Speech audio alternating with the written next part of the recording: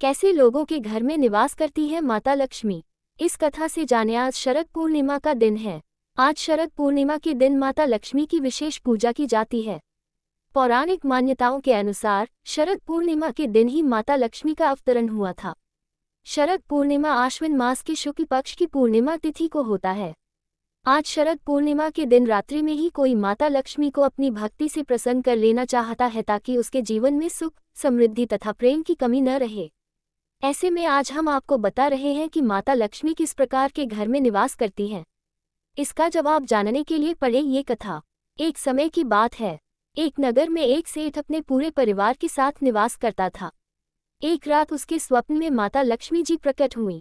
उन्होंने सेठ से कहा कि तुमने जो भी पुण्य कर्म किए थे उसका प्रभाव अब खत्म होने वाला है। ऐसे में अब वह तुम्हारे घर से जल्द ही चली जाएंगी।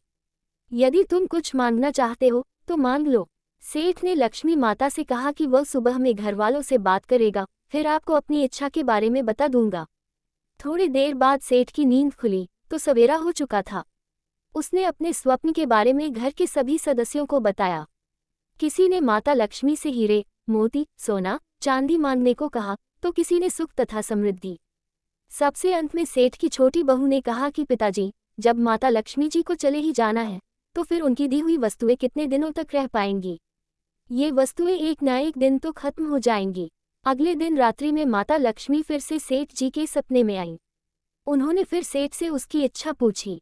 तब सेठ ने कहा कि माता, आप जाना चाहती हैं तो आपको कौन रोक सकता है, लेकिन उसके परिवार में सदा ही प्रेम और आपसी सौहार्द बना रहे, एक दूसरे की मदद की भावना रहे, संकट में सभी साथ रहे और वह पल भी आसानी से कट जाए।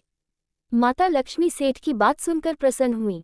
उन्होंने कहा कि सेठ, तुम्हारी बातों ने मुझे बांध लिया है।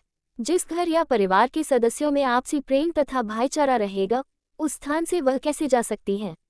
इस प्रकार माता लक्ष्मी ने संदेश दिया कि जिन परिवारों में आपसी प्रेम, प्रसन्नता, भाईचारा बना रहता है, संकट में सब साथ होते हैं, वहीं पर वह वास करती हैं।